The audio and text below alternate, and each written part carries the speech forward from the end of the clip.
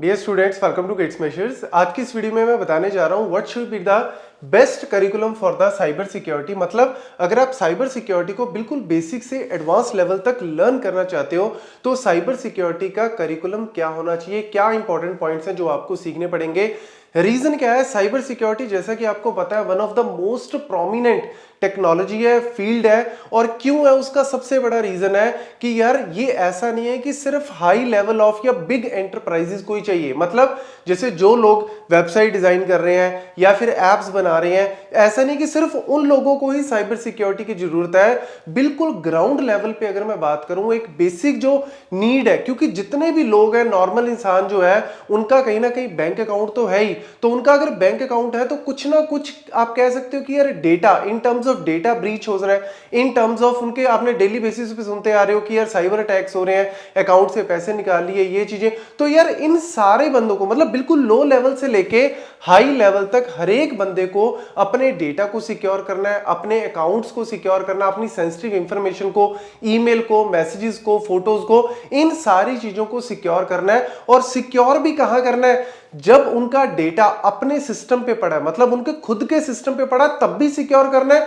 और जब वो डेटा को भेज रहे हैं, मतलब इंटरनेट के थ्रू जब वो डेटा को एक जगह से दूसरी जगह भेज रहे हो, तब भी वो डेटा मेरा सिक्योर होना चाहिए। क्योंकि आपका डेटा या तो आपके सिस्टम के अंदर पड़ा है, या फिर आपने क्लाउड में रखा हुआ होगा डेटा, या फिर आप एक जगह से दूसरी जगह डेटा को ट्रांसफर कर रहे हो। तो हर एक सिचुएशन में ही डेटा ब्रीच होने की या फिर अटैक होने के चांसेस रहते हैं। तो हमें कैसे सिक्योर करना है अपनी सारी चीजों को, इसीलिए साइबर सिक्योरिटी को बिल्कुल बेसिक से लर्न करना बहुत जरूरी है। क्योंकि बहुत ज्यादा डिमांड है इस चीज की, इन टर्म्स ऑफ अगर मैं बात करूं जॉब्स की भी, और एवरग्रीन है। मतलब कोई फील्ड हो सकता है ऊपर नीचे हो जाए, लेकिन ये फील्ड हमेशा अभी भी और आने वाले टाइम में भी हमेशा इसकी डिमांड ऊपर ही रहेगी। तो देखो, सबसे पहले अगर मैं बात करूं इंट्रोडक्शन टू साइबर सिक्योरिटी, आपको सबसे पहले तो ये अंडरस्टैंड करना पड़ेगा कि साइबर सिक्योरिटी की इंपॉर्टेंस क्या है, यूज केसेस क्या है, कहां कहां पे यूज हो रहा है, क्यों।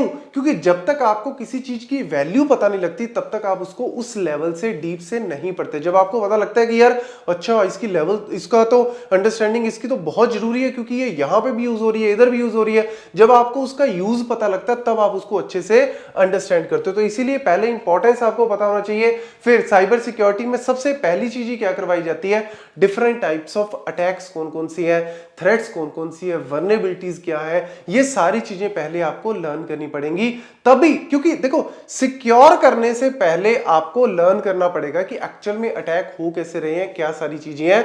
तो वो सारी चीज एथिकल हैकिंग में बाद में आओगे, पहले आपको सिक्योरिटी के थ्रेट्स जो है, अटैक्स है, ये सारी चीजें।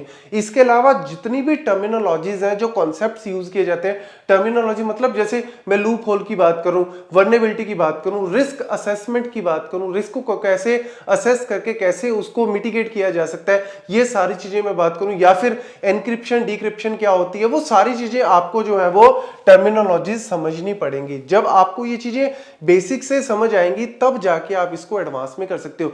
और इसमें सबसे बढ़िया बात क्या है, ऐसा नहीं कि बहुत हाई लेवल की प्रोग्रामिंग नॉलेज आपको, प्री रिक्वेस्ट वाला फंडा नहीं है कि भैया वेबसाइट डिजाइन करनी है या ये डिजाइनिंग करनी है, या फिर मुझे पर्टिकुलर किसी एरिया में काम करना है तो मेरे को ये नॉलेज होनी चाहिए, ये नॉलेज, तब मैं जाके उसके ऊपर काम कर सकता हूं।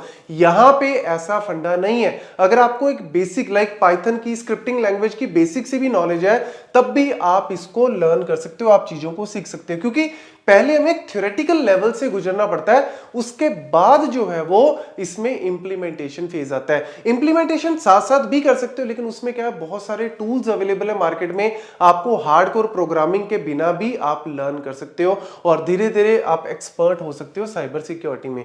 Then foundation concepts. अब अगर मैं बात करूं, फाउंडेशन अगर आपको बनानी है साइबर सिक्योरिटी में, तो आपको सबसे पहले बेसिक्स ऑफ कंप्यूटर नेटवर्क्स की नॉलेज होनी चाहिए। यार देखो, आप डेटा जो है या तो लोकल लैन में भेज रहे हो या फिर इंटरनेट के थ्रू आप डेटा भेज रहे हो एक जगह से दूसरी जगह, तो पहले तो आपको यह पता होना चाहिए कि यार इंटरनेट वर्क कैसे कर रहा है, लैन में क्या टेक्नोलॉजीज काम कर रही है, इंटरनेट में कैसे डेटा भेज रहे हैं, कैसे हम एड्रेसिंग की जाती है, टीसीपी आईपी प्रोटोकॉल्स क्या है, ओएसआई लेयर्स के अंदर क्या क्या चीजें आती हैं, UDP protocol, different types of protocols कैसे वर्क करते हैं, पहले तो उसके बारे में पता होना चाहिए। हायर लेवल पे, एप्लीकेशन लेयर पे हमारे पास जितने भी प्रोटोकॉल्स है, एचटीटीपी है, एचटीटीपीएस है, डीएनएस है, ये कैसे वर्क करते हैं, क्योंकि इनकी वर्किंग आपको जरूरी है। उसकी वर्किंग में हेडर्स के अंदर क्या क्या चीजें यूज की जाती हैं, किसको हमें सिक्योर करना है किसको नहीं, वो सारी चीजें पहले आपको उसकी वर्किंग सीखनी पड़ेगी।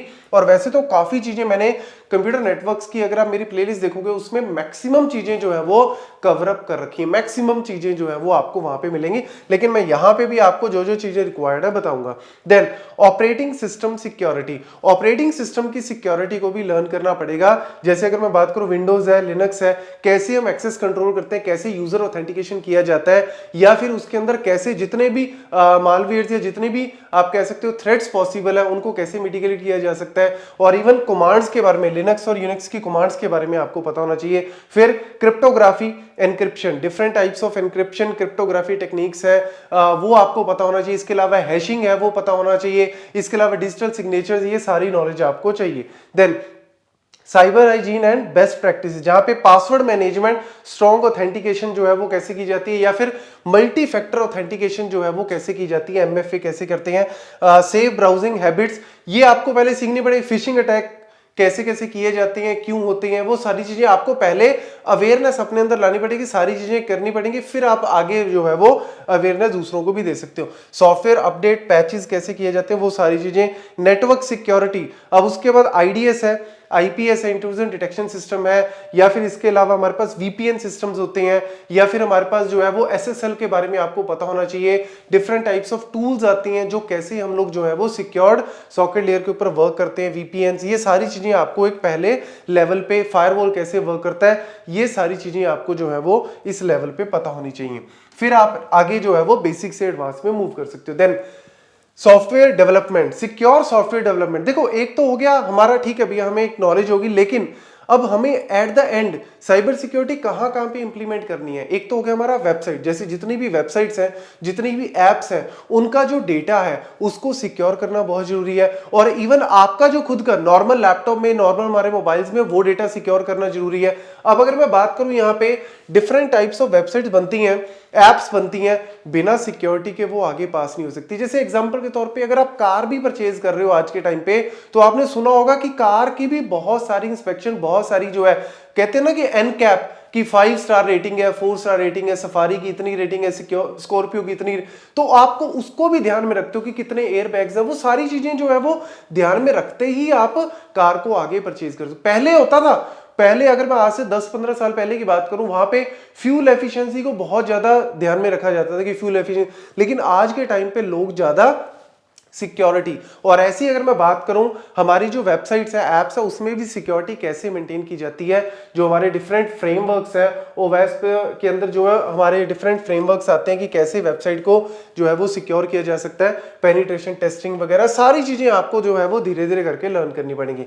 साइबर थ्रेट इंटेलिजेंस, जिसके अंदर हमारे पास वेरियस टाइप्स ऑफ, आप कह सकते हो, इंटेलिजेंस सोर्सेज अवेलेबल है, फीड्स, कैसे हम डेटा को, मतलब एक तरह से आप लाइक मेरे पास अगर कोई वेबसाइट है, मैं उसको खुद पेनिट्रेट टेस्टिंग करके देखूंगा कि यार मेरे पास कौन कौन से वर्नेबिलिटीज हो सकती हैं, कौन कौन सी थ्रेट्स हो सकती हैं। इसके अंदर डिफेंस के अंदर डिफरेंट आपको यूज केसेस भी पढ़ने पड़ेंगे कि कैसे डिफेंस वाले, क्योंकि देखो अगर मैं बात करूं डिफेंस सिस्टम में, वो लोग कितनी ज्यादा higher level of cyber security को मैनेज करते होंगे, क्योंकि अदरवाइज उनके पास इतना सेंसिटिव डेटा है, एक कंट्री दूसरी कंट्री का डेटा कभी भी हैक करके, सारी चीजें चलती भी रहती हैं ताकि जो है वो इस चीज को मैनेज किया जा सके। देन एडवांस टॉपिक्स के अंदर हमारे पास आ जाता है कि यार मेरे पास एथिकल हैकिंग है, पेनिट्रेशन टेस्टिंग है, क्रॉस साइट स्क्रिप्टिंग है, उन सारी चीजों को लर्न करना है, डीसीरियलाइजेशन है, ये सारे टॉपिक्स को भी आपको धीरे धीरे, वेब एप्लीकेशन सिक्योरिटी, ये सारी चीजें आपको लर्न करनी पड़ेंगी।